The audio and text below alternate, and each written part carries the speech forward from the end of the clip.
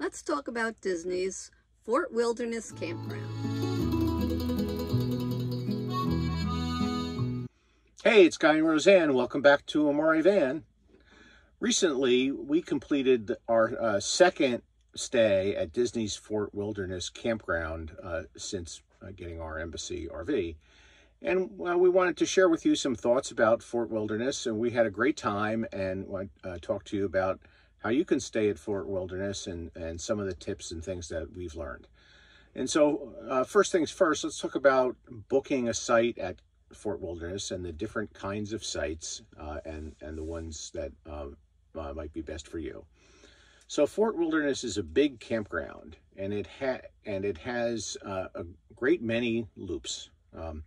And some of them are real close to the action being Pioneer Hall and the boat docks and so forth, and there's a lot of things that happen over there. And the second place where the action is the Meadow swimming pool area. And so there are some loops that are close to those, and as you might imagine, those are the most expensive loops. And as you get further away from those places, the loops get less expensive. All but two of the loops are full hookup loops. So you've got water, electric, and sewer, and they have big pads that can accommodate big rigs, Class A's, fifth wheels, or what have you. And of course, you're welcome to stay there in smaller rigs as well. Two of the loops, however, the 1500 loop and the 2000 loop, I forget the names of the loops right now, but those are the numbers,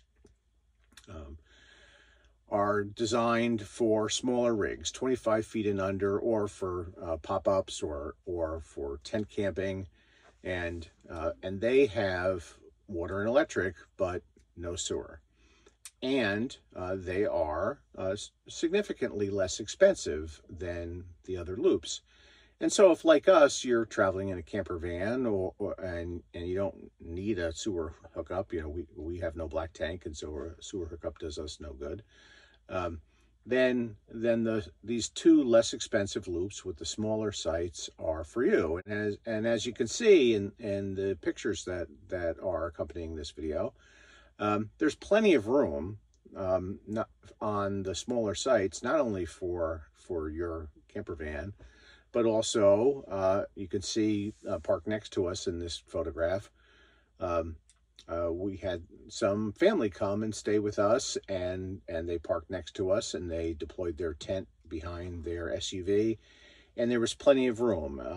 And in addition to what you're seeing in the picture, the site also had a picnic table, and our pop-up clam shelter was also deployed, and so we had no trouble with the charcoal grill that was included in the site, and the picnic table, and our pop-up shelter, and the two vehicles, including the tent. So there's plenty of room, and the golf cart, which I'm going to talk about in a second. I really think if you're in an Embassy RV or any other kind of camper van, or certainly if you're tenting, that those two loops are the way to go. You'll save some money. And one of the things that you might want to then spend money on is to rent a golf cart. So let me talk about that a little bit. As I've said, this is a gigantic campground, and some of the loops, including the one that we were in, which is the 2000 loop, again, the name, all the loops have a name, I'm just not remembering the name, are a fair distance from Pioneer Hall and the marina, where a lot of things happen, and even from the swimming pool.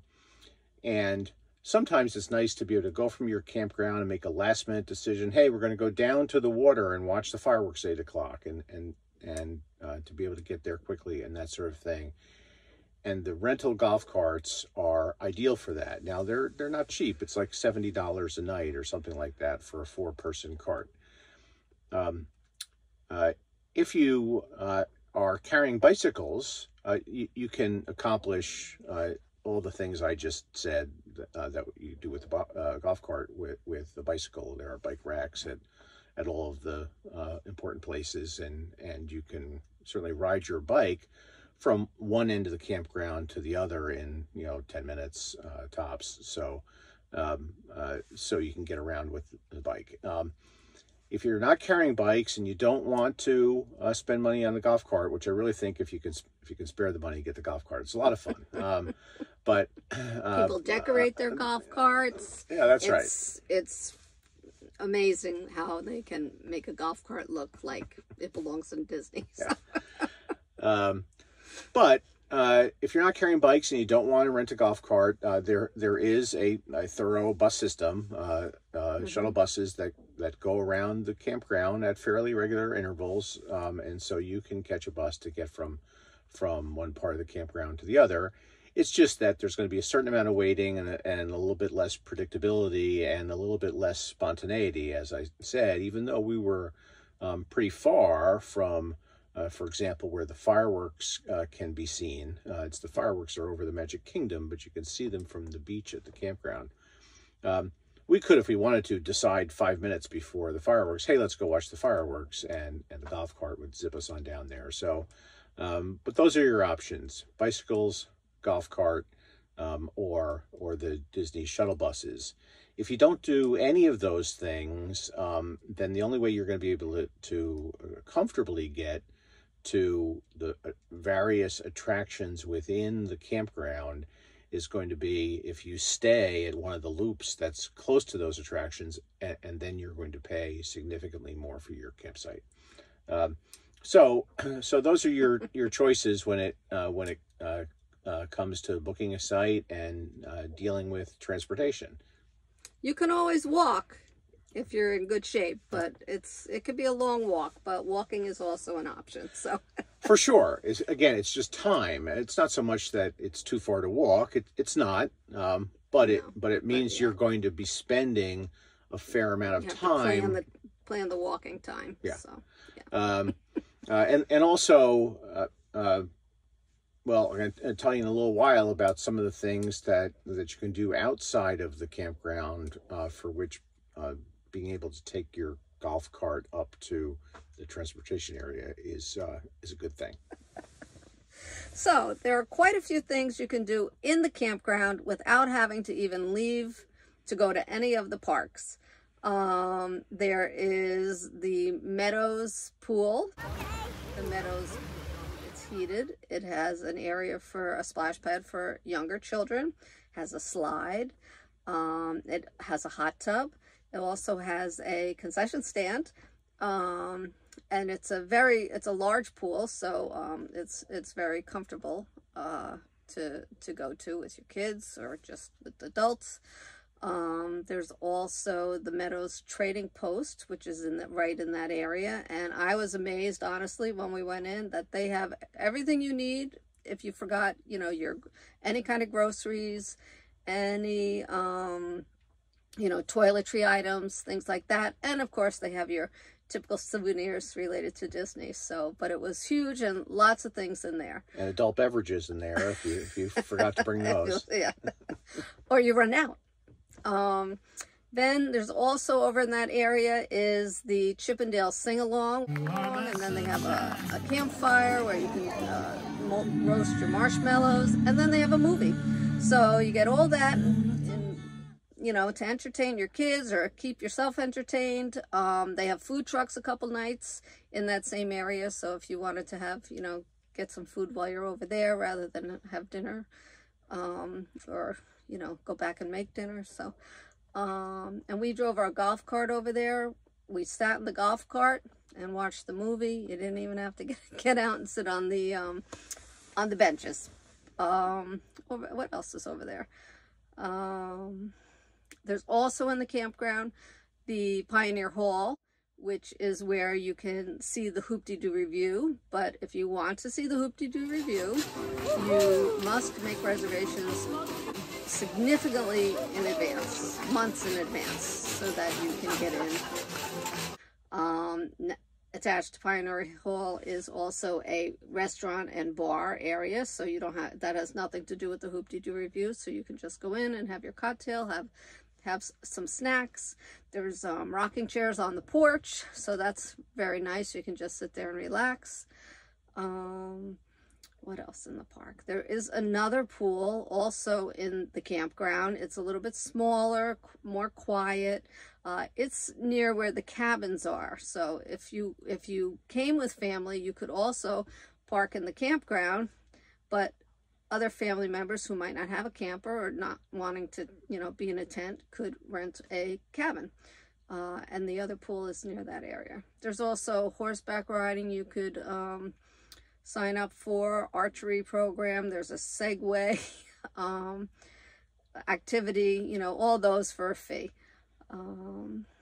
And what else? What I miss?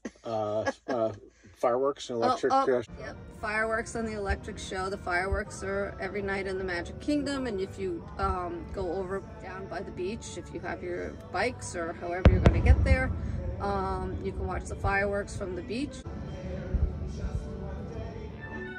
And then a little bit later, there's an electric parade that also goes along the lagoon, which is really cute.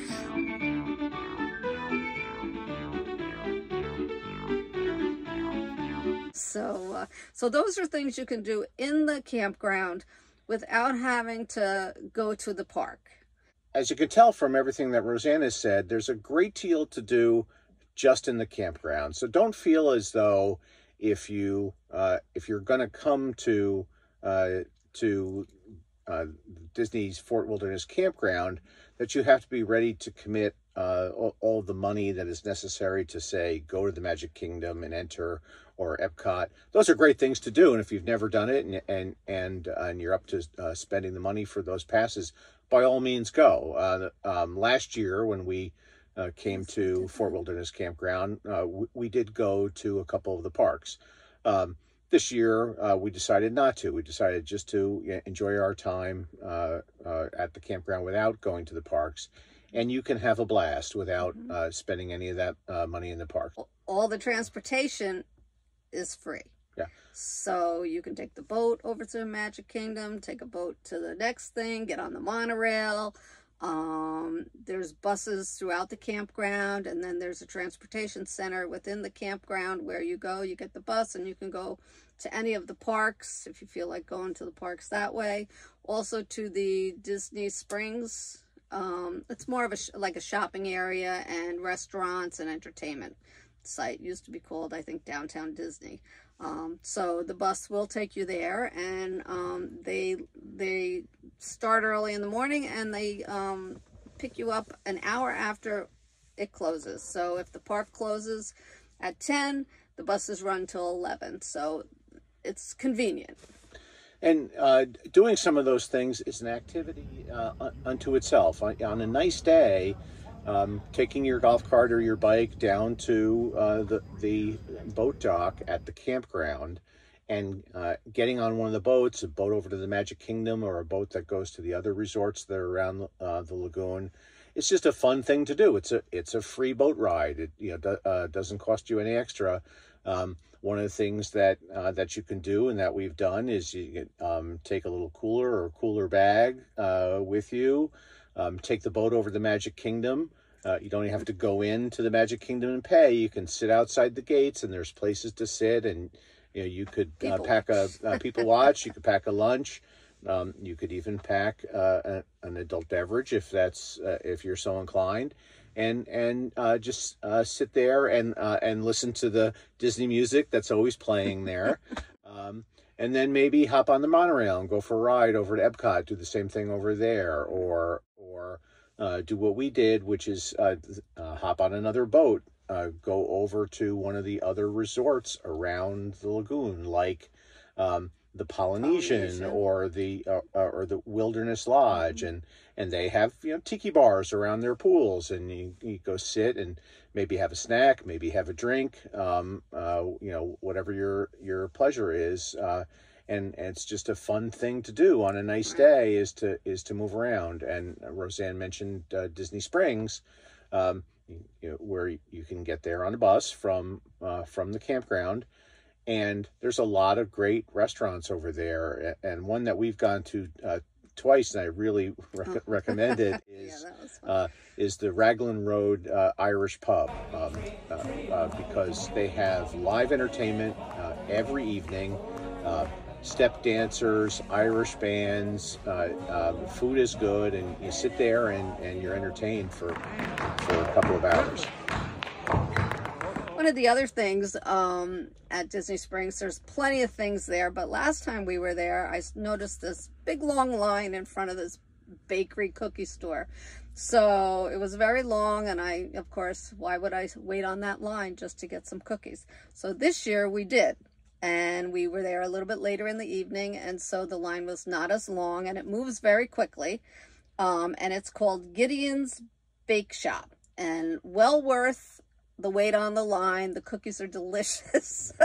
If the line's not too crazy. If it's not too crazy, like an hour is not, it's not worth it. But if you're there early enough where the line isn't long, or later in the evening, I think they closed at 9 o'clock, but and the line moves quickly. They give you a list, what kind of you can pick what kind of cookie you want. I think they weigh about 1.5 pounds each, but they're very, very good.